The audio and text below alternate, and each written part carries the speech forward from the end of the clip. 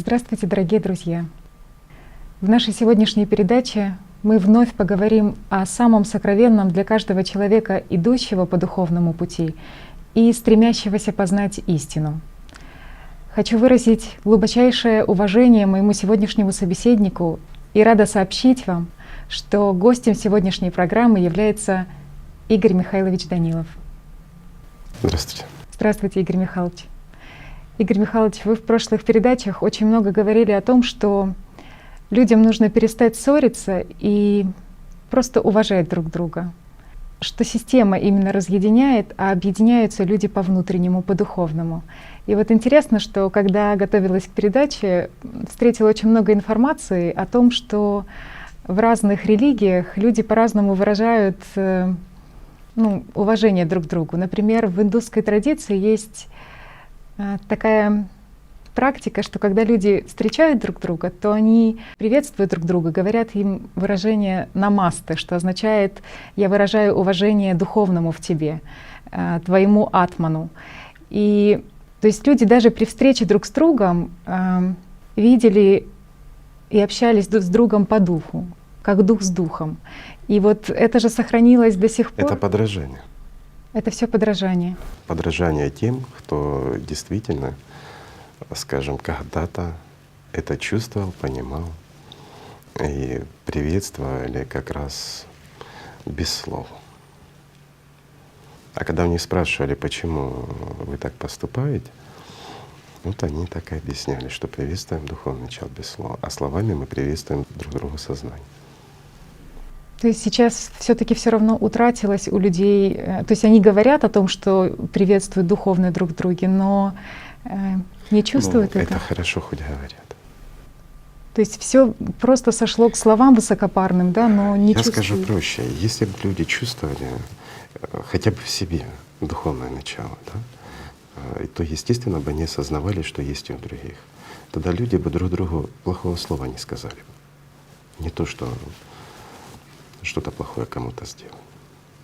Рука бы не поднялась. Если бы видели, что перед ними, видели друг в друге духовное существо. Прежде всего, если бы они чувствовали сами, что они духовное существо, тогда понятно, что и другие есть существа духовные, а не просто материальные. К сожалению, на сегодняшний день доминирует все-таки в людях первое начало — материальное. Поэтому и живут по закону материи. Как человеку в дне просто осознать, что он является духом, и видеть духа в другом человеке?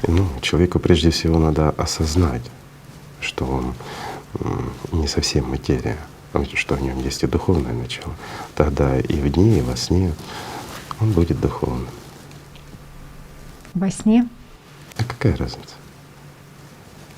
Ведь вот если мы возьмем работу сознания, да, то фазы пробуждения, погружения в сон, если будем рассматривать так, как оно есть, сознание, оно начинает доминировать над личностью в момент пробуждения. И вот тогда идет фаза сна, то есть когда происходит, скажем, соединение такое. А когда идет глубокий сон, то происходит разъединение, и личность получает свободу. И она может оставаться без влияния сознания на какое-то время. И человек это состояние не помнит. Почему он не помнит? Потому что сознание не включено, не подключено. Хотя личность, она не может спать. А вот если человек осознает себя как духовное существо и все-таки начинает чувствовать, скажем так, что он не просто животное, а является частью нечто большего и безграничного, так аккуратненько скажем, то для него и сон контролируем, для него все контролируем. То есть не подчиняется сознанию как таковому. Это сознание подчиняется. Хотя как было ленивое, таким и остается. То есть оно все равно, это как зверюшка, как медведь, знаешь. Вот, дашь сахарок, на велосипеде ездит, танцует. Так и здесь дал сахарок, то есть приложил силу внимания. Оно учит, что-то читает, что-то делает, обслуживает тело, обслуживает другие потребности. Я не дал сахарок, тут же начинает злиться, абьюзить или еще что-то. Но опять-таки, когда контролируешь этот процесс, то вот как раз вложение внимания, как сахарком медведя, да, или там чем-то вкусненьким, можно легко дрессировать. Он становится послушным и тому подобное. Но почему я сравнил с медведем? Те, кто занимается дрессировкой животных, они знают, что самый опасный зверь — это медведь. Как бы он ни ластился, ни заигрывал с тобой, в любой момент может атаковать. Причем без всякого предупреждения, так же, как и сознание. Чуть-чуть расслабился, и все. Но это не значит, что должен быть напряжен. Наоборот, ты должен жить другим миром, расслабленным быть, правильно? А когда ты напрягся, где пошли переживания, это значит что? Что ты находишься на сознании, что ты отдаешь внимание в другую сторону. Это вот как в молитве или в медитации, не имеет значения, кто чем занимается, или в духовной практике, скажем, правильной. В любой мысли уделил внимание, ты уже материя, ты уже утратил связь с духовным миром. Вот многие на духовном пути с этим сталкиваются, причем независимо, чем они занимаются, какой религии принадлежат или еще что-то. Как мы уже говорили, духовный путь он один на самом деле. Просто тропинок к нему много.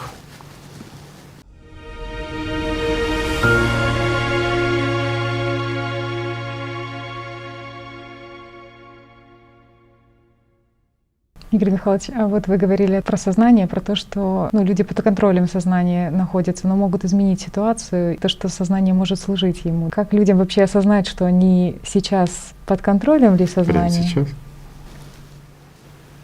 Но если они слышат только наши слова, значит, они находятся под контролем сознания. Это ж легко. Еще очень интересный момент, когда сознание людям, идущим по духовному пути, задает вопросы. И как, и что, и какие у тебя результаты, предлагает им оценить на каком-то этапе. Нет, чаще всего оно даже рассказывает, что ничего у тебя не получится, нету никакого духовного пути, ты тратишь время и тому подобное, а ты вообще вот, абсолютно не способен к обучению. И вот как сидел, так и сидишь. Почему? Потому что сознание судит по себе. И самое интересное, что оно не врет. Оно как часть материи, мы уже говорили об этом, для нее дорога в рай, вот если говорить христианским языком, то она закрыта. Естественно, что сознание она не воспринимает, что такое мир духовный, и для нее это дико. И выполняя какую-то духовную практику, что бы это ни было, молитва, ритуал, еще что-то, выполнять сознанием — это значит просто стоять на месте, в лучшем случае. То есть для того, чтобы идти по духовному пути, человеку просто нужно жить чувствами и отказаться, не вступать вообще в диалоги с сознанием, да? Такое не получится. Единственный способ коммуникации с трехмерным миром, с нашим миром, это сознание. Поэтому без него все превращается в хаос. Но о духовном оно не расскажет. Сознание о духовном нет, конечно. Это так же самое, как рыба не может рассказать о красоте природы с полета, да, с высоты полета. Это ж рыба, она ж под водой находится. Она ж не видит, как горы красивые, если на них смотреть сверху. Она их видит только снизу, и то сдалека. Игорь Михайлович, люди не понимают, что такое истинная жизнь, в чем вообще ее смысл жизни. То есть как будто бы система им предлагает какие-то смыслы мелкие, выбрать вот между этими смыслами. Это хороший вопрос на самом деле. Многие люди, вот когда говорят жизнь, а ведь жизнь сознанием воспринимается это как жизнь здесь. И для того, чтобы у меня все было хорошо, многие выдвигают такую претензию даже Богу, я бы сказал, в своих молитвах или обращениях. Мне нужно то-то, то-то, целым списком предлагают Богу, что Он должен для них сделать, и тогда они за Ним пойдут. То есть если Бог существует, значит, Он обязан им, Он им уже заведомо должен, Он должен наладить их жизнь, но у них ничего не должно меняться. Вот в их жизни, как они живут материальным миром, с материальными ценностями, так у них все и должно быть. Они только должны приобретать, приобретать и приобретать. Побольше власти, побольше материальных ценностей. Всего, чего сознание хочет и желает. Но опять-таки, а для чего оно желает? Это же опять иллюзия, это обман. Сознание человеку рассказывает, вот, ну, я, к примеру, говорю, машина, да, вот хочу машину, вот такую, вот именно такую машину. Вот человек работает, она его заставляет там правдами, неправдами добиваться. Человек приобрел эту машину. Он в нее сел, пока сосед смотрит, он доволен, сосед отвернулся, и все. То есть для людей понятие счастья — это когда тебе завидуют, и когда ты можешь похвастаться, находясь в системе, да? Закон материи, никуда не денешься. Опять-таки, почему люди считают других людей, которые более успешны по их меркам, более счастливыми? Зависть. Вот они вызывают зависть у других и уже счастливы. А когда завидуют кому-то, они грустят. Потому что есть кто-то, кто по меркам системы лучше тебя. Конечно. А когда человек живет уже миром духовным, когда он осознает это все, для него это все смешно. Ну, есть машина, есть, нет, пешком тело пройдется. Какая разница? На машине быстрее, без машины хуже. Есть возможность ездить на хорошей машине, ну, будешь ездить на хорошей машине. Это не суть важно. Самое главное, что ты прекрасно понимаешь, что тебе ничего не принадлежит в этом мире. Даже тело, которым ты пользуешься, оно временно. Это все равно, что вот рубашка. Ну да, моя рубашка. Ну какая она моя? Временно пользуюсь. Игорь Михайлович, тоже такой интересный момент, то есть как действует система. То есть она предлагает человеку поверить в то, что он якобы чем-то обладает. То есть что, причем это не только как бы материальные вещи. Система не только заставляет человека верить в то, что он чем-то обладает, а порой дает такие возможности, демонстрирует, что человек обладает какими-то метафизическими способностями. И заметь, даже самые ярые атеисты, они всегда гордятся тем и часто рассказывают, как они что-то предсказали, как они кого-то предупредили, как они знали заранее и тому подобное, и выхваляются этим всем. Понимаешь, потому что все, буквально все люди за счет своего сознания, они склонны к мистицизму, они склонны к желанию обладать тайнознанием. А тайнознание — это тайная власть, конечно, другими. Ну, борьба за власть, ничего интересного. Все как всегда в материи.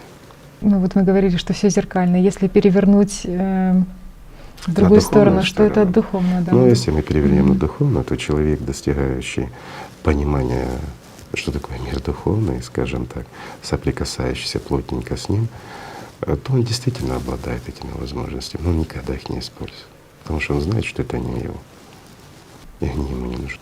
Ну ни к чему это. Ведь любые изменения, даже положение любой молекулки в этом мире, оно вызывает цепную реакцию и может повлиять на выбор людей. А это недопустимо. Люди должны быть свободны и сами выбирать и сами решать, как им жить. Воевать с друг другом, мириться — это их выбор. То, что у них доминирует внутри, то они выплескивают наружу. То есть это просто проекция. То есть ты видишь внешний мир таким, каков ты внутри? Нет, не совсем так. Внутри каждый человек себя чувствует, за счет сознания, хорошим, замечательным и прекрасным. На самом деле любой человек, он хороший. Поверь, все люди хорошие. Плохих людей нет. Таковыми их делает сознание. Оно им рассказывает совершенно противоположные вещи, что все плохие, не понимают, заставляют что-то желать, идти на преступления, обманывать, злиться, опять-таки заражает той же злостью. Вот давай возьмем простой пример, мы уже как-то в передаче говорили, когда хорошее дело вызывает цепную реакцию хорошую, но тут же затухает, а плохое оно продолжается долго. Вот банально на дороге ситуация. Когда едешь, тебя кто-то пропустил, да? Стоял, ждал там на перекресточке, тебя добрый человек остановился, пропустил, ты едешь. Если на следующем перекрестке кто-то стоит, ты обязательно пропустишь. Но если ты проехал 10 минут, через 10 минут ты проезжаешь мимо того, кто стоит, просится, и уже как-то не вызывается такого желания. Ты забыл за то добро, что сделал. А вот если тебя кто-то подрезал, целый день матюкаться будешь. Почему? Вот потому что вот он негодяй такой, вот он посмел тебя подрезать на дороге, некультурно себя повел. А если оскорбили, вообще неделю будешь спорить сам с собой. Мы уже разговаривали с артистом на сцене, это картинки, которые они показывают. Для чего? Потому что вызвал в тебе резкую эмоцию, а ты вложишь в нее внимание. И чем ярче картинка, тем больше внимания вкладывается. А это финансирование для артистов, мы уже рассказывали об этом. Поэтому все просто. Просто люди разворачивают этот сценарий. Иногда на самом деле все пустое, а уже со временем прокручивая. Ничего пустого нет. Мгм. Мы уже говорили тоже по этому поводу, что ничего пустого нет. И даже пустые мысли, они не пустые. Мгм. Ведь разницы никакой нет. Что в мыслях ты крутишь кино, что в жизни это кино крутится. Это все равно те же самые артисты, и они все равно тебе же самое, то же самое тебе рассказывают, понимаешь? Личность, она ведь находится в глубокой темноте, пока не придет духовное зрение, духовное слышание. Вот есть такое выражение, оно хорошее, когда она видит реальность. А пока она не обладает этим, она как малыш, она находится в зале и слушает все, что ему рассказывают. Всё лишь навсего. Поэтому пустого нет ничего. Даже те мысли, которые люди целый день вот крутят в своей голове, казалось бы, фантазируют вообще на далекие-далекие темы, выставляя себя там героем там, или еще кем-то, победителем в споре, ну, переворачивают различные картинки, которые они не произошли в реальности, они их продолжают докручивать. Часто возвращаются к одним и тем же, которые их когда-то там привлекли внимание это сильно. А вот почему это происходит? Потому что это все забирает внимание людей и время. Оно просто ест. Ест жизнь, настоящую жизнь человека. То есть для системы самое важное — это Просто кушать. просто кушать. Никакой морали, никаких ценностей. Жизнь человеческая для системы абсолютно не важна. Для нее что ты живая, что ты мертвая, все равно будешь кормить. Пока здесь ты бегаешь, существуешь, ты можешь больше дать сил. Но мертвую ты тоже будешь ее кормить. Поэтому для нее не важно. Все, что предлагает система, вот с этим же не войдешь в мир духовный. Ну, естественно, мы об этом много говорили, потому что система, она враг духовного. Это как раз и есть тот, кого называют антихристом, сатаной, дьяволом, чем угодно. Естественно, что это антипод мира духовного. То есть во врата с такими чемоданами вещественными не войдешь. Да, они слишком узкие. Кстати, вот за работу сознанием. Почему это происходит? Люди, к сожалению, единицы тех, кто в основном изучает там, нейрофизиологию или психологию, там, психиатрию, иногда задумываются, почему и как мы думаем, а другие вообще об этом даже не задумываются. Вот, к сожалению, упускается вот, людьми самое важное и самое нужное. Мы много раз говорили, надо контролировать мысли, смотреть, там, наблюдать. Но когда человек это воспринимает через свое сознание, нет внутренней потребности, нет внутреннего желания изучить это все, то есть стать взрослее и обрести этот навык. Все это проходит мимо их ушей. Опять-таки, почему слушают ушами земными, а не духовными, а духовные у них закрыты. Артисты уши закрыли и шепчут, поэтому других они не слышат. Вот, к сожалению, не понимают, как работает наше сознание. А если человек вот успокоится и просто понаблюдает, что предлагает, какие навыки, и оно действительно интересно. Вот давай проведем маленький экспериментик, у нас уже как бы за правило стало. Вот представь, как ты пишешь корова, да? Вот просто корова. Вот просто представила, ты написала корову. А теперь смотри, как разворачиваются твои мысли, ассоциации. Перед лицом морда коровы появляется, появляются различные буренки, картинки, сгущенное молоко с наклейкой корова, да? Там шоколадка там, с коровкой, еще что-то. И почти разные интерпретации, различные проявления этих картинок. Мне это напоминает вот компьютер. Почему? Ведь он ассоциативно сделан. Что значит ассоциативно и понятно? То есть мы набираем слово «корова» в компьютере, и у нас выскакивает много видео, статей и всего остального. И вот что привлекло тебе внимание, на то ты нажимаешь, да? И оно распечатывается и читаешь. Так и в голове получается корень этого дерева. Слово, надпись, которую ты написала, корова, а остальное все дерево, веточки, листики — это различные картинки, которые возникают в голове. Вот многие говорят: да я не вижу, у меня не бывает. У всех бывает. Сознание работает абсолютно у всех одинаково.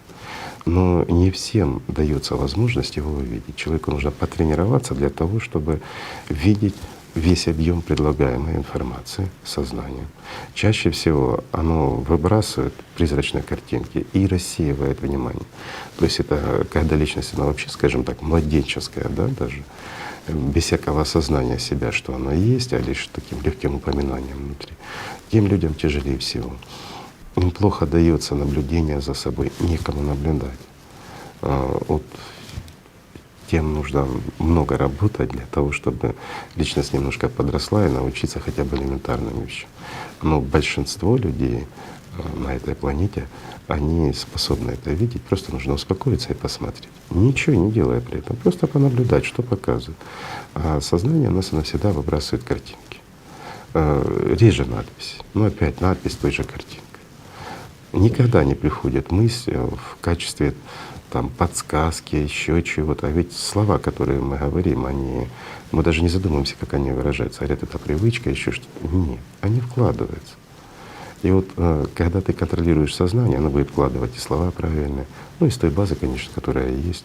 Хочешь расширить свою базу, занимайся, читай больше, изучай, общайся, правильно? А так, пользуйся тем, что есть. Но это не суть важно. Опять-таки, все укладывается в этой трехмерности через сознание. Это единственный способ коммуникации. Хотя здесь же можно контактировать с людьми совершенно по-другому, то есть на чувственном восприятии. Это чувствуется, это легко воспринимается. Даже сейчас вот многие отклики есть у людей, правильно? То есть почему это происходит? Потому что понятие пространства и время, оно привязано к миру материальному. А то, что мы чувствуем, оно за пределами. То есть нам легко можно прочувствовать любого человека, легко можно прочувствовать, скажем, любую точку в этой Вселенной, ну вот в трехмерности даже. Это не суть важно.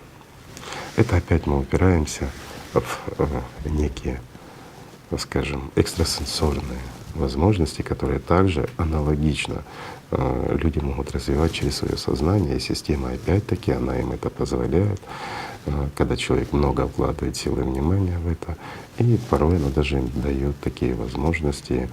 Ну вот простые примеры. Если человек будет сильно чего-то хотеть, много об этом думать, реально думать и вкладывать силу своего внимания, то если это приемлемо, то это может произойти.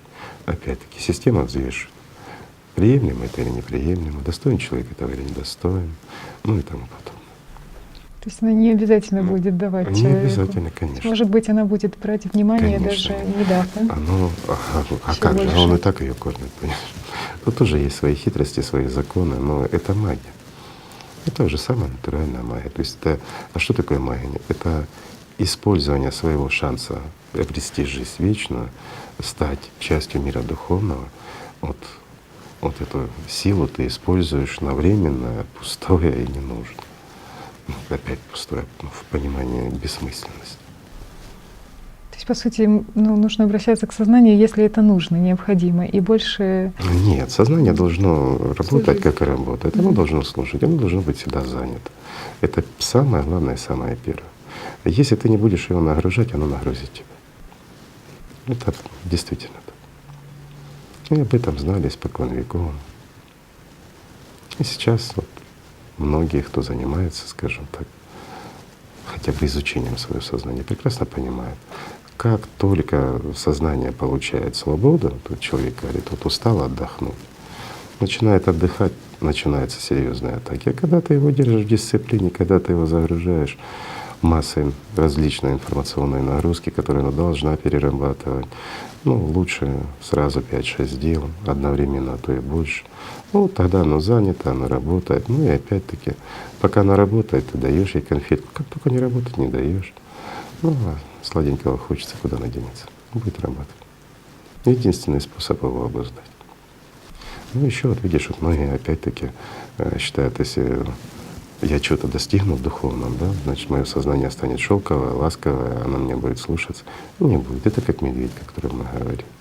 Пока вкладываешь внимание на то, что тебе нужно, оно делает то, что тебе нужно. А если ты будешь вкладывать то, что оно желает, будешь сидеть и желать пустого.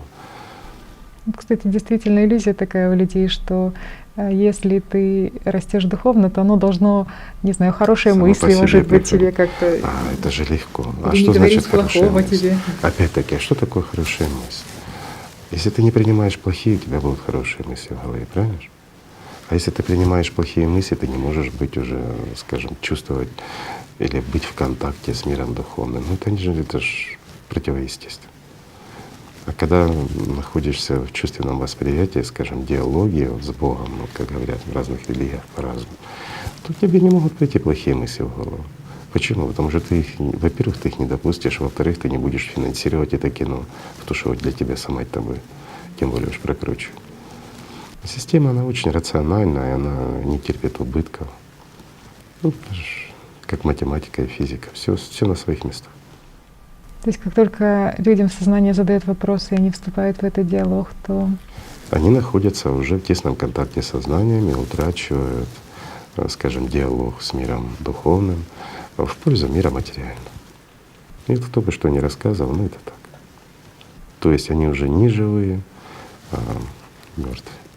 Вот, кстати, очень много в разных религиях именно говорится о том, что называют людей спящими или мертвыми. То есть в том же православии говорят о том, что спящие Везде, во всех проснитесь, религиях. воскреснете. Если ты не воскреснул при жизни, то после тела, то после смерти вот, ты никогда не воскреснешь. Есть ли разница между вообще этими понятиями спящий и мертвый? Никакого. То есть то же самое. Ну, как есть поговорка, что спящий может проснуться, а мертвый нет. Это имелось в виду или мертвое состояние, или же относилось к людям, которые практически не имеют шанса на то, чтобы обрести жизнь. То есть настолько над ними владеет сознание, или вот сатана там, или бесы, ну как бы мы ни называли, во власти Люцифера находится, что выйти за эту грань им не представляется возможным. Ну, это редчайшее явление, в принципе, любой человек может, если захочет. Каждый может Но проснуться. не сознание захочет, если он прочувствует, если в нем есть такая потребность. Но каждый человек чувствует, что он не зря в этом мире. Все задаются этим вопросом. Но кому они задают этот вопрос? Своему же сознанию. Что сознание ответит? Для чего ты здесь в этом мире? Ну вот, чтобы нашкодить побольше, нагадить и сбежать. Вопрос. А куда ты сбежишь? Никуда. От материи никуда не денешься, если ты ей всю жизнь служил. Правильно? Постоянно приходишь в тупик, Естественно. тупик. Понимаешь, Естественно. что в этом мире реально что-то не так. Вот даже по своему опыту. Ну, понимаешь, что реально предлагает режиссер тебе сценарий каких-то в конечном счете драм. Ну а как же? И вот Драма аж она ж больше всего цепляет. причем Хорошо плачется. предлагает какие-то… А ты посмотри, как фрактально это все повторяется. От внутреннего состояния людей на внешнее, то, что в мире творится. От геополитики, экономики, я беру геополитику, макроэкономику, до климата. Все взаимосвязано. Просто люди этого не понимают. А все исходит от кого? От них. Но они пытаются обвинять других. Мы ведь хорошие. Сознание всем говорит, ты хороший. То есть от ключевого внутреннего выбора с духовным миром ты или с сознанием зависит процессы и геополитики, и общепланетарного Это берется развития. общество как единица, и от этого многое зависит. Ну, проще скажем, если люди в примирении с Богом, они в примирении с собой уж точно будут всегда, правильно?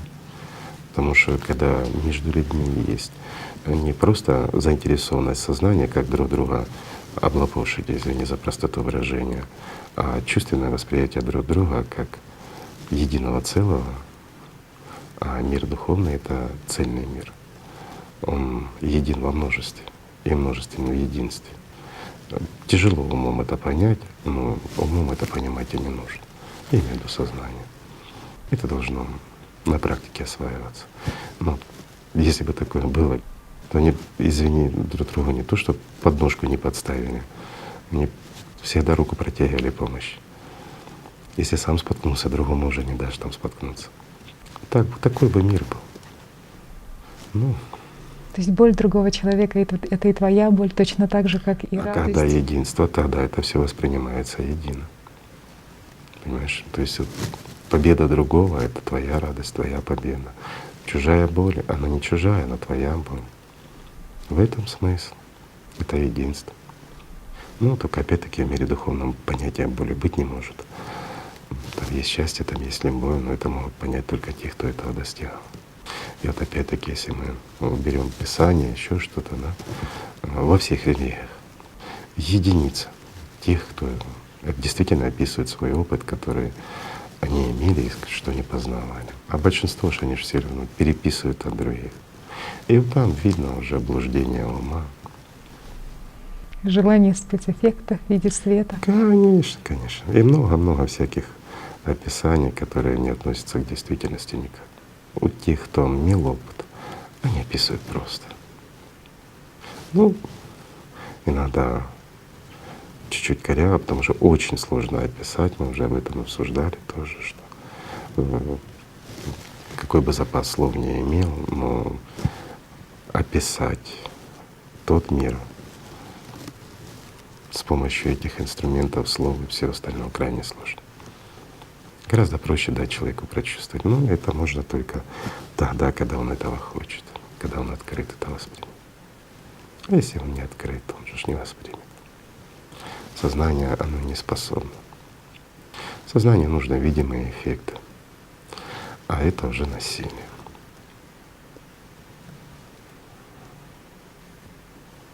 Вот. То, что передается на глубинном чувственном уровне, это не насилие. Это просто любовь. Правильно? Но люди же чувствуют это. Чувствуют, но не все понимают. Пытаются понять умом. А разум расскажет совершенно другое. Вот многие даже сейчас чувствуют, не понимают, что. А сознание будет искать, в чем смысл. В кодировании, в гипнозе, обладании некой силой. Да нету никакой силы материальной. Просто есть правда. Просто то, что открыто от сознания, оно открыто для всех. Поэтому черпают те, кто хочет. И для тех, кто способен это воспринять. Сейчас хочется просто воззвать к тому, чтобы люди открылись. Зачем? Нельзя. Люди должны делать свой выбор сами. Это так и написано было, и испокон веков так велось. Мир духовный, он спокойный. Он просто потому спокойный, что он бескрайний. Он не временный.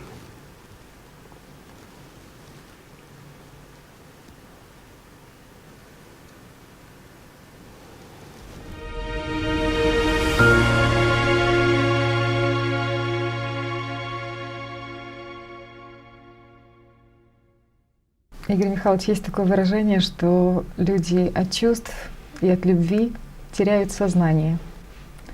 Вот то, что сейчас происходит,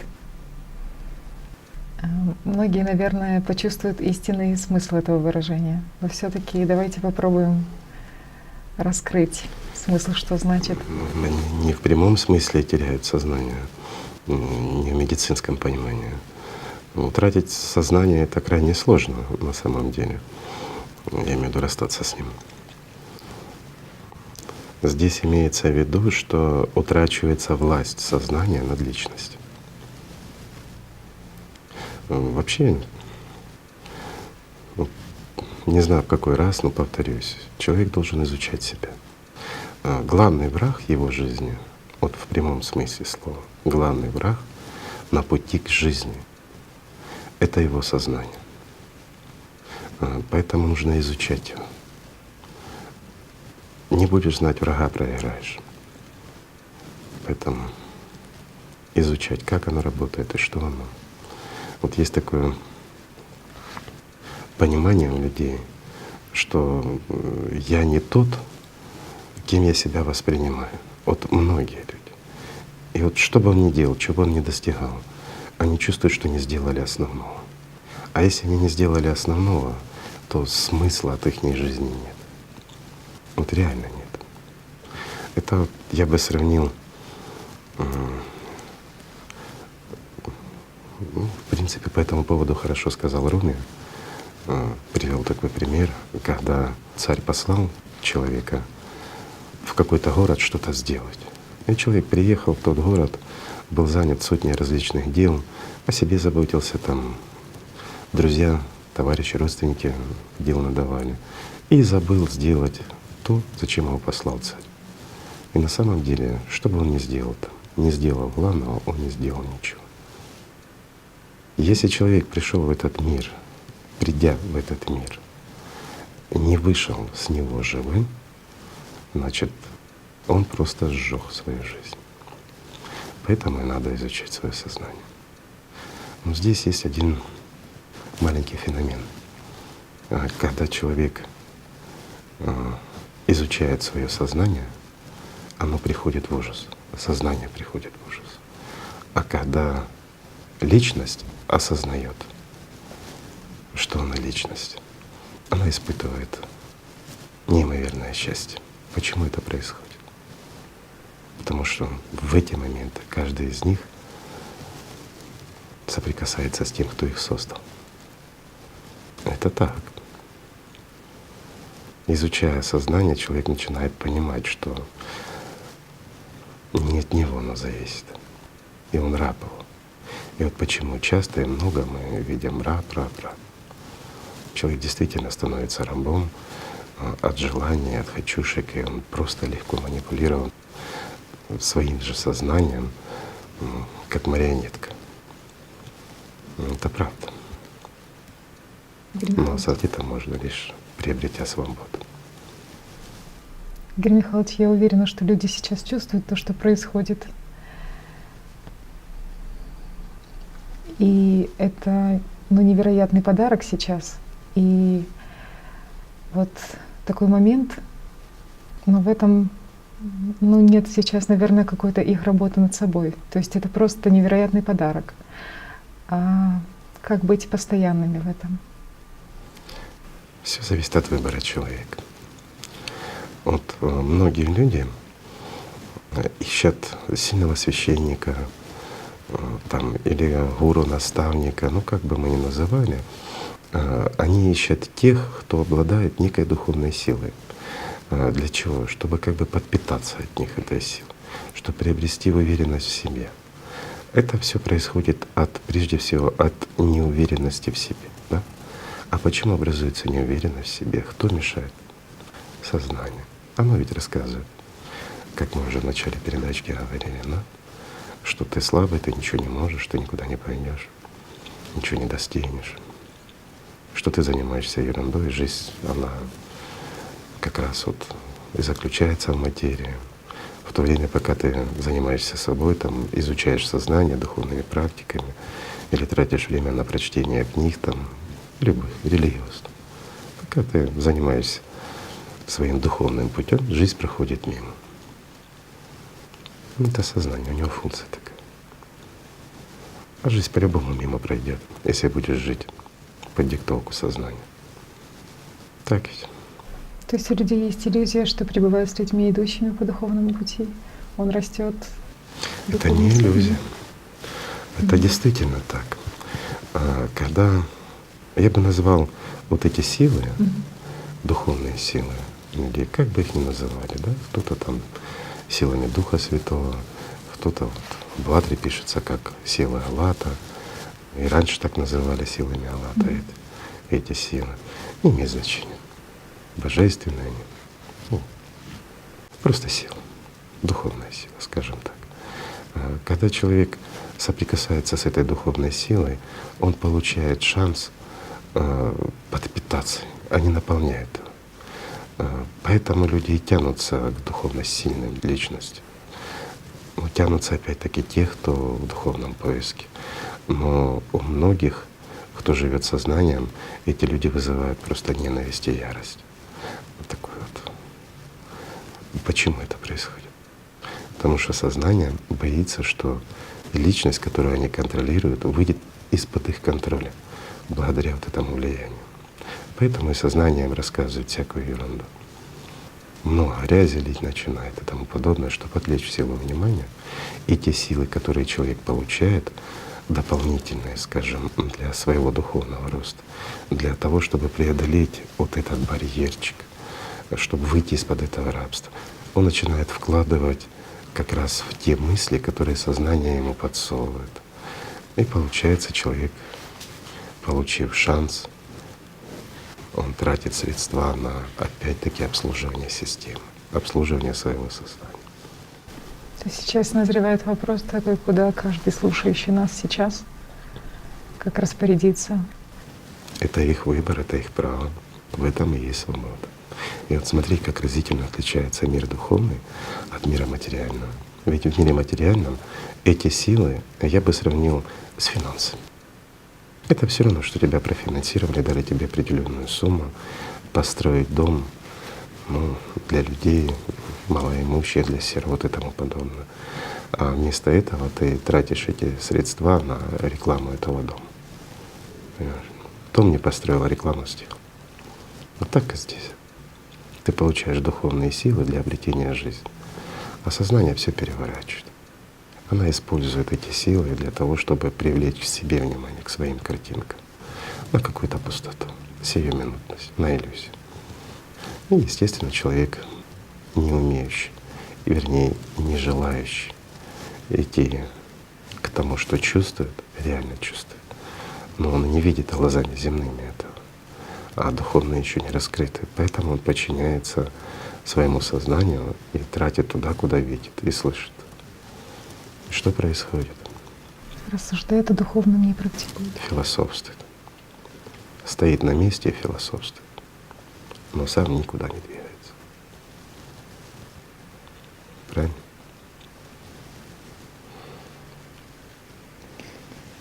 Еще интересный такой момент, Игорь Михайлович, что система как будто бы запирает людей на страхе и предлагает им постоянно защищать какие-то позиции, либо свое какое-то положение, которое у них есть, что я духовно идущий там, или я хороший. И вот люди постоянно, ну, как будто бы защищают находятся эту систему. в споре с самим собой. Потому что опять-таки она ведь наступает, система вот мысли, сознания, на эгоизм. А эгоизм — это не что иное, как опять-таки производное от того же сознания, правильно? Ну это получается. Сам с собой спорит. Опять-таки, что делает? Вкладывает силы внимания или же те же средства в пустую рекламу жизни. Вот эти страхи, они у сознания должны быть. Сознание должно бояться. Ведь для нее это, ну не знаю, с чем бы я это сравнил. С бумагой, к примеру, и огнем. Ведь мир духовный для сознания как огонь для бумаги, губителен. Поэтому она его боится и не понимает. Не для человека же. Я имею в виду как личность. Что ты выберешь, бояться или любить? А это выбор. То и будет тебе доминировать. Будешь жить в страхе, мучиться, если это можно назвать жизнью. Или жить в радости, счастье и любви, настоящей любви.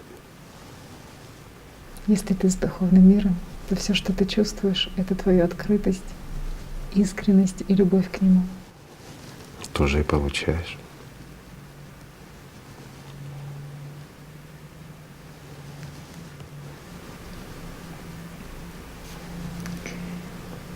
Игорь Михайлович, в Библии есть такое выражение, что в любви нет страха, но совершенная любовь изгоняет страх, потому что в страхе есть мучение. Боящийся несовершенен в любви. Правильно, но как может быть? Понятие совершенной любви — это любовь уже касается мира духовного, то есть в высшем понимании этого слова. Ну, а страх и мир духовный — это вещи несовместимые. Личность, она не может испытывать чувство страха как такового, особенно когда она соприкасается с миром духовным. Но страх — это как раз и есть одна из функций сознания, которым она пытается, как яркой картинкой, вот, затмить все попытки освободиться от личности. Просто каждый внутри себя должен узнать этого запугивателя, что ли, и сказать ему, что ему ничего от него не нужно, что все, что нужно человеку, это моя искренняя любовь и открытость. Все, что нужно человеку, у него есть. И все возможности у него есть. И стремление личности есть. Все есть. Просто нужно это взять. Всего лишь навсего. И я скажу больше, в любой религии об этом говорится. И в любой религии указывается путь. Ну, а, конечно, бывает она снова от людей, которые от ума писали, поясняли, рассказывали. Ну, ищущий легко найдет любой религии. Плохих религий нет. Есть нежелание людей идти по этому пути. Вот это есть. Игорь Михайлович, вот есть, ну, как мне кажется, наверное, два пути. Первый — это когда, как вы говорили, Путь встал и один. пошел. Поверь, путь есть один. Один. Просто люди по-разному подходят. То есть кто-то просто сразу… Кто-то встал и пошел. Ну, это единицы. Те, кто понял всю эту простоту. А кто-то идет вот как раз через дебри, через свое сознание, вначале через борьбу, пока достигнет любви и понимания, а потом уже через любовь. Кому-то надо побороться, ну а кто-то хочет просто сразу жить. Встает и идет. Здесь очень важна именно ответственность и выбор каждого человека, потому что вот интересный момент, что в религии предлагается очистить сосуд, в который якобы должна снизойти вот эта благодать, которая и поможет человеку соединиться с духовным миром. Что вот люди очищают Все сосуд. ждут, что снизойдет. Все ждут, что оно придет. Оно уже есть. Понимаешь? Вот сознание рассказывает людям. Вот молись, медитируй, еще чем-то занимайся, какими-то ритуалами. Не имеет значения. Лишь бы ты что-то делал и ждал, пока оно придет. Не придет. Пока слушаешь сознание, его подсказки, пока выполняешь духовные практики умом, ничего к тебе не придет, кроме иллюзии, галлюцинации в лучшем случае. Ну, хвастовство. Тоже внутренний выбор, решимость. И честность по отношению к самому себе. Вот реально честность. И здесь не решимость. Решимость кого? Сознания? Какая может быть решимость? Тебе нравится страдать? Решимость на страдание или на что? Понимаешь, решимость нужна, чтобы совершить какой-то подвиг в этом мире. Опять-таки для чего? Чтобы о тебе помнили и говорили. И когда человек идет на духовном пути, ему все равно говорят о нем, хорошее, плохое говорят. Ну, это же проблема людей, септоника. Это их сознание. Кстати, наверное, многими предлагают, что путь духовный — это путь какого-то подвига. Да какой же это подвиг? Извини меня, ты с утра встала, пошла умылась. Это подвиг. Это естественный процесс. Так и путь духовный, так и очищение само и все остальное. Это естественный процесс. Так должно быть. Просто это все перевернули, и сознание вот рассказывает. Опять-таки мы за это сознание цепляемся. Оно рассказывает, что надо быть сильным, надо иметь подвиг, надо быть готовым к подвигу и тому подобное. Ну, разве это подвиг? Просто начать жить. Это потребность. Игорь Михайлович, с чего, ну, можно сказать, начинается день человека, выбравшего пребывать с духовным миром? Вот просто утро его. С чего начинается? Так как у всех, с рассвета.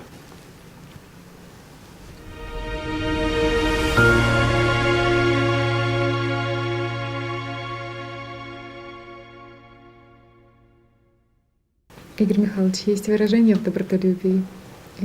Хотелось бы, чтобы вы прокомментировали его. Человек, пока в нерадении, боится часа смертного, а когда приблизится к Богу, боится сретения суда. Когда же всецело поступит в переднее, тогда любовью поглощается тот и другой страх. Правильно, потому что первые два — это было от ума. А третье, когда он действительно уже с Богом-то, все исчезает. Все заблуждения, которые рассказывают сознание, все, что он там переживал, ощущал, все уходит. Бог — это любовь, Бог — это счастье. В нем нет ни страха, ничего. Человек не может испытывать ни страх перед Богом, ничего. Если он испытывает страх перед Богом, значит человек в это время, ну, скажем, не живой или не проснувшийся. Ну, точно не живой. Потому что страх перед Богом испытывает только сознание. Страх не дойти, то же самое ты не пребываешь сейчас. Это сознание. Это все сознание. Но пока человек его слушает, он никуда не придет. Когда он находится, вот личность находится в тесной связи с сознанием, а это самый плохой попутчик. Это, понимаешь, ну, я даже не знаю, с кем его сравнить. Это хуже Сусанина. Заведет туда, с откуда точно не выйдешь. Просто выгодно, чтобы человек… Ну, об этом много говорили.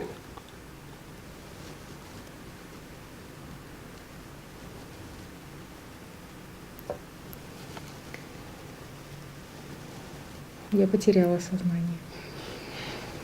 Ну, не ты одна.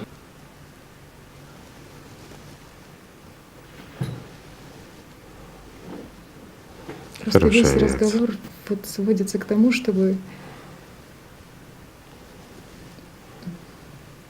просто сказать людям, что живите и чувствуйте. Зачем людям это говорить? Живи и чувствуй. А каждый выбирает свое. Кому что ценно, кому что важно. Правильно? И в этом и заключается их свобода. Свобода выбора.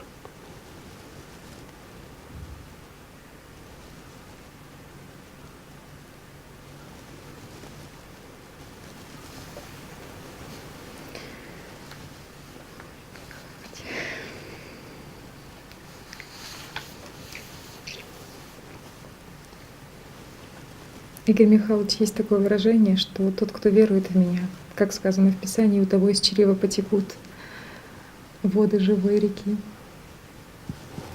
Потекут реки воды живой. Угу.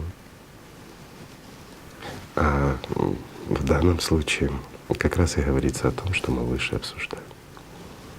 Тот, кто с ним, тот и наполняется его силой. И он излучает ее. Настолько, что другие это чувствуют.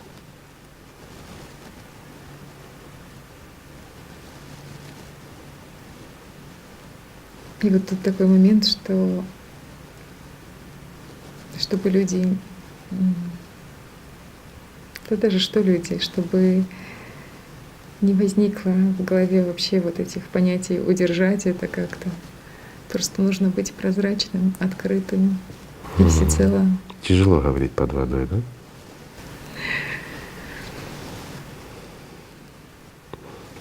Старайся. Люди ж слушают тебя. Задавай вопрос. Вспомнилась притча одна замечательная, в которой говорится как раз-таки про воду, про то, что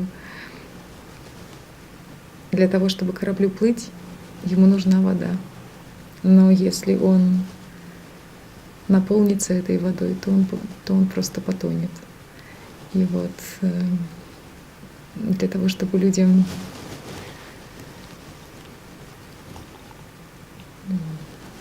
почувствовать мир духовный, они просто должны, безусловно, пребывать в этой трехмерности. Но если они пустят эту Они и мерность так в себя, пребывают. Но если они пустят ее в себя, они потом. Но трехмерность это жизнь земная, это шанс обрести больше. Как новый этап эволюции. задача не впускать в себя просто. Задача просто жить. Разве это пребывать. сложно? То, что получаешь, развивать. Вот взять и не растрачивать его на пустое. То, что сейчас обрел. Не искать в этом никаких этапов, потому что даже Не об давать этом сознанию это обсуждать. Вот самая основная задача. Не оценивать, не обсуждать, а потратить эту силу на то, на что надо потратить. Если хочется этого. А вот если хочется другого, ну это их выбор. Это такой, говоря языком земным, это безвозвратный кредит такой. Как выигрыш в лотерею. А куда потратишь, это твое дело. Это еще раз говорит о чем? О том, что мир духовный, он абсолютно щедрый. А Бог, Он любит всех. Правильно? И люди отвечают этой любовью. Люди, да. Они люди, к сожалению, но это их выбор.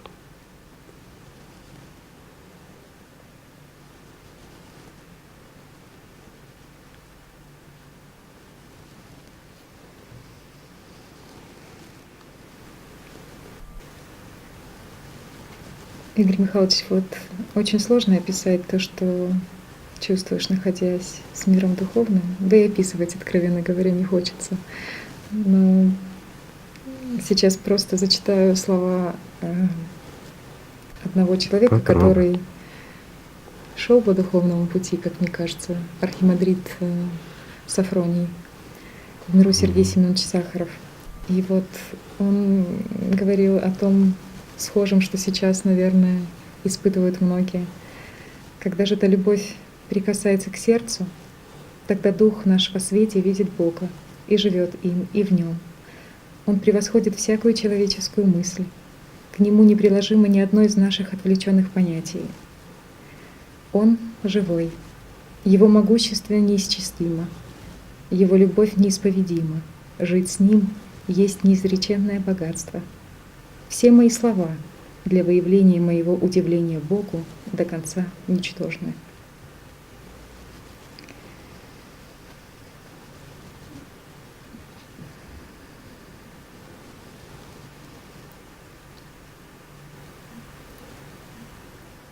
Что тут добавишь? Но продолжить передачу нужно. Ну, это сложно заставить свое сознание работать так, как надо. Да? Вот в этом и заключается процесс служения, который многие задавали. Когда хочется того, что словами не расскажешь, а надо для людей.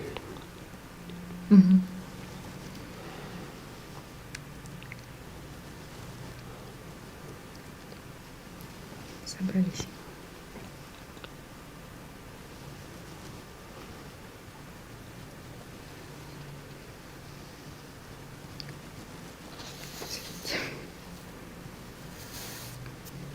Все-таки еще зачитаю то, что вы описывали те, кто чувствовал мир духовный. Свет являлся скорее как огонь, прожигающий и на поверхности тела мое, и внутри души нечто такое, что я воспринимал при этом горении как чуждое Богу. О, я тогда ничего не знал и не понимал, что со мной происходит. Мысль моя не шла на исследование природы сего огня и сего света. Я ожил духом. Что помню я достоверно, так это основной мой порыв к Богу, к моей смертельной тоске по Нему. Я выражал ее в моем молении такой сосредоточенности, что если и приходил огонь ли, свет ли, то и тогда мое внимание не отрывалось от Бога, и все стремление было к Нему.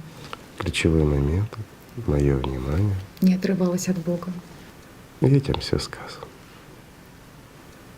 Но этот человек сам идет.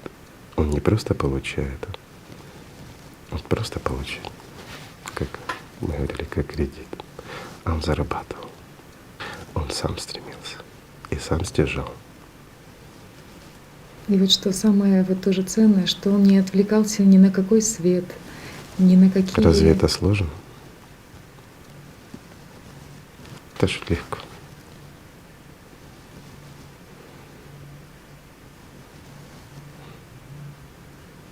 Что надо? Просто быть. Просто открыться. Да?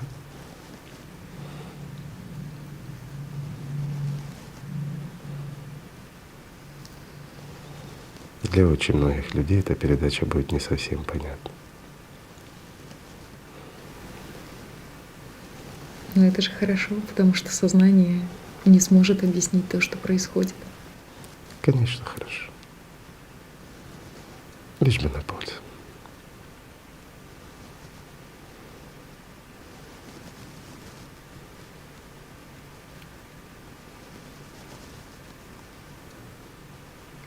все-таки есть еще люди, которые чувствовали, и одним из них являлся Исаак Сирианин. Сирианин. Блажен, у кого помышление всегда о Боге, и кто с ним одним пребывает в беседе ведения своего. Радость о Боге крепче здешней жизни, и кто обрел ее, тот не только не смотрит на страдания, но даже не обратит взора на жизнь свою. То есть вот человек, по сути, должен сделать только один шаг, шаг от себя. На самом деле даже шага делать не надо. Шаг — это расстояние, это усилие. Шаг — это в этом мире. А там это гораздо ближе.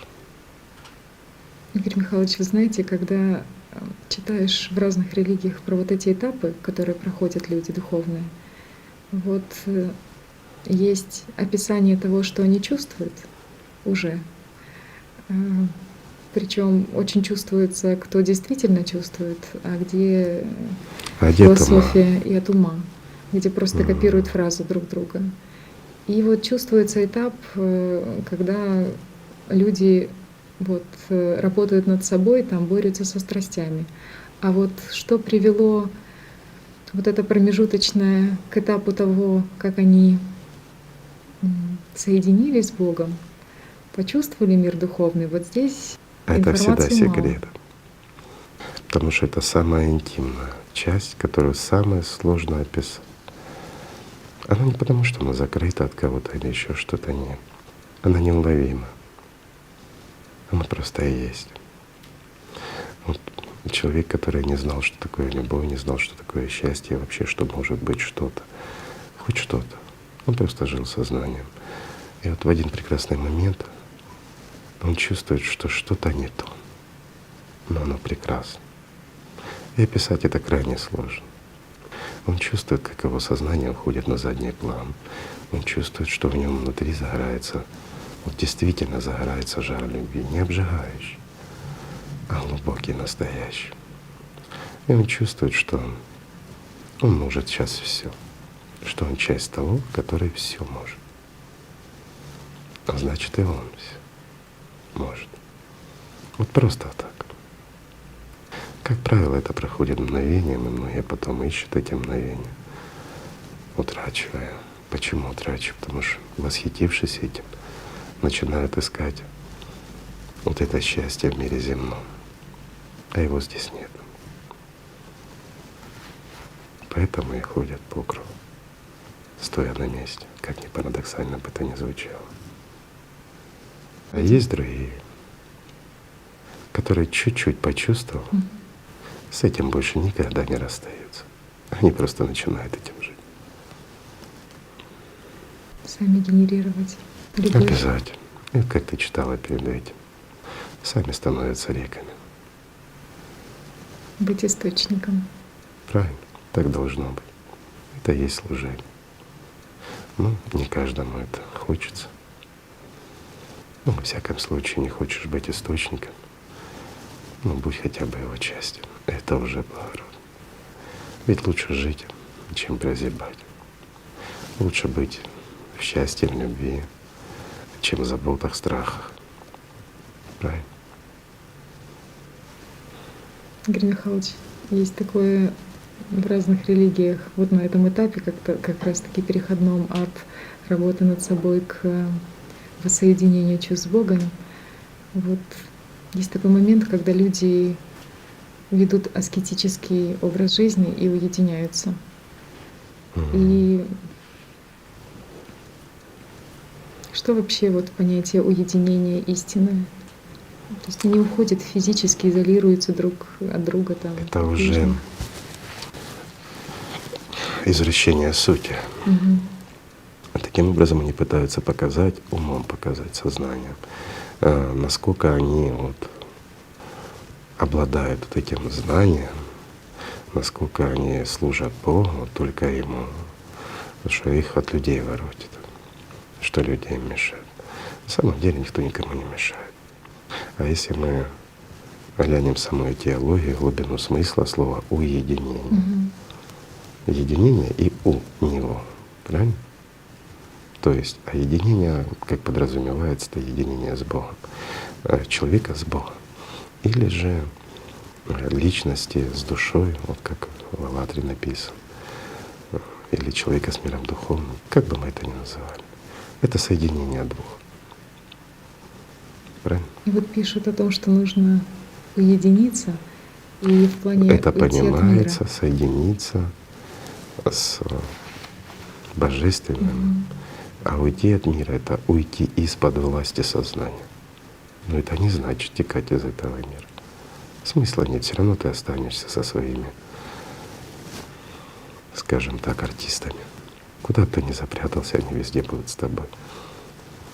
Ну, если ты их слушаешь. От себя не убежишь. И легче не станет. Очень интересно, что в переводе с греческого как раз-таки аскеза — это не изолированность, а упражнение. Конечно. Это всего лишь навсего занятие, упражнение. А у нас это уже воспринимается как самоизолирование, издевательство над телом, издевательство над собой. Ну, какая-то… В общем, все это никуда не ведущее. То есть нужно просто пребывать в мире с людьми.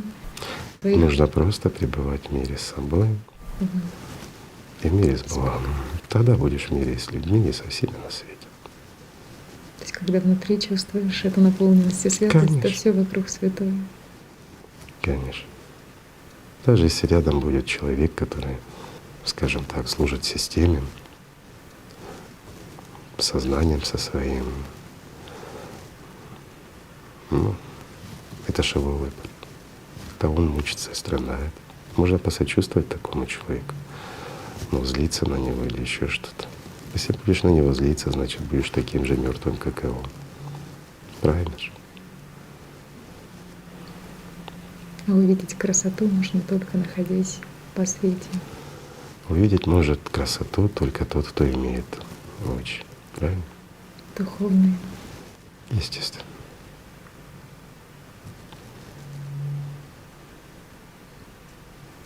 Если мы говорим о настоящей красоте.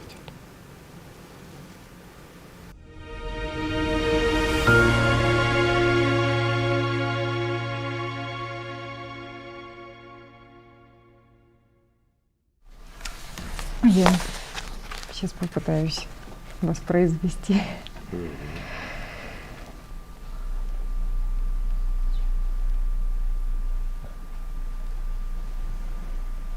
Это сознание вообще покидает меня.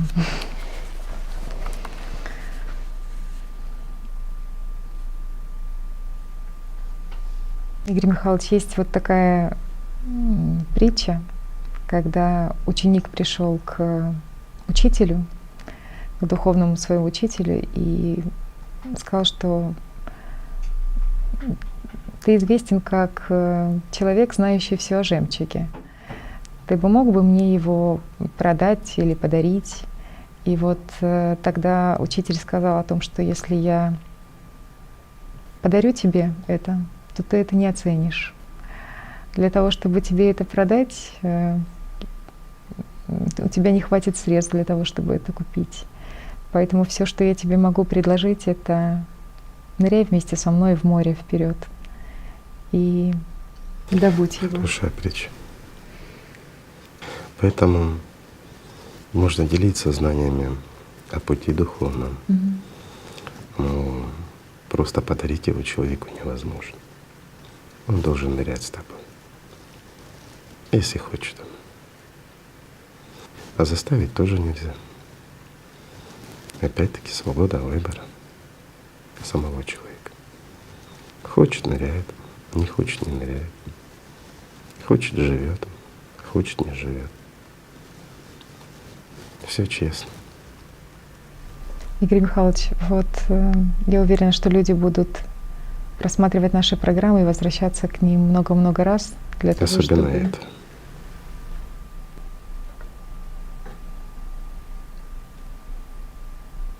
Тут вопрос, чтобы она не, безусловно, она будет им помощью, но чтобы она не была их костылем, как бы на этом пути.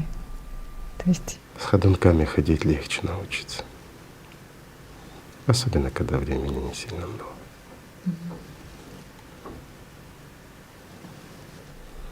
Это ключевой момент, что времени не так уж много. Да, жизнь она слишком короткая.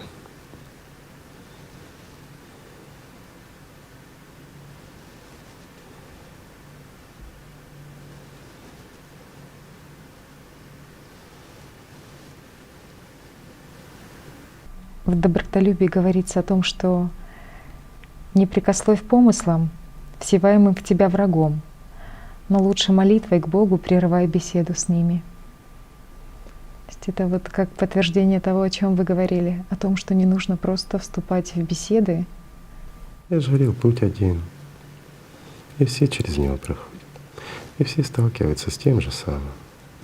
Кому-то он легче дается, кому-то труднее. Но все проходят. Так что ничего нового. Но зато легко понять, кто где оступился, кто как шел, кто быстрыми шагами, кто медленными, кто, как говорится, с костылями, а кто без. Это не суть важно. Главное, чтобы они дошли. Правильно? И это же может быть очень быстро, молниеносно. Мгновенно. А может, и жизни не хватит. Понятие времени, оно важно здесь, но не там. Игорь Михайлович, а что вообще Сейчас происходит? что вообще сейчас происходит? Я чувствую, что вообще сейчас происходит. Если чувствуешь, зачем это озвучивать? А остальным кому-то сознание расскажет. А тот, кто не будет обращать на сознание внимания, и так поймет.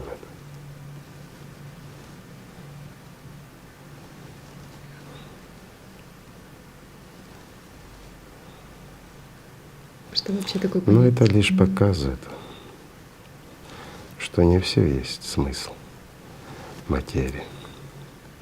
Это говорит о том, что материя, она всего лишь материя. Но есть нечто большее, которое находится глубоко за ее пределами. И умом это не понять. Но с этим можно соприкоснуться. И знаете, чем самый ценный вот этот момент сейчас? Тем, что Он живой. он живой, и у людей впервые нет никаких вопросов сейчас. Совершенно никаких вопросов. Ничего страшного. Сознание им поможет. То есть она все-таки будет затирать эти моменты. И очень противостоять это. Если они этого позволят. Но опять-таки это их выбор. Но только глупец отталкивает руку, протянувшую ему воду. Особенно, когда он умирает от жажды.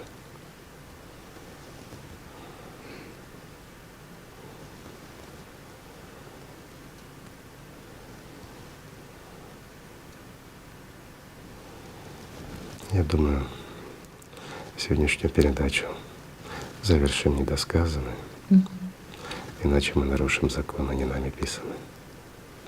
И так слишком много.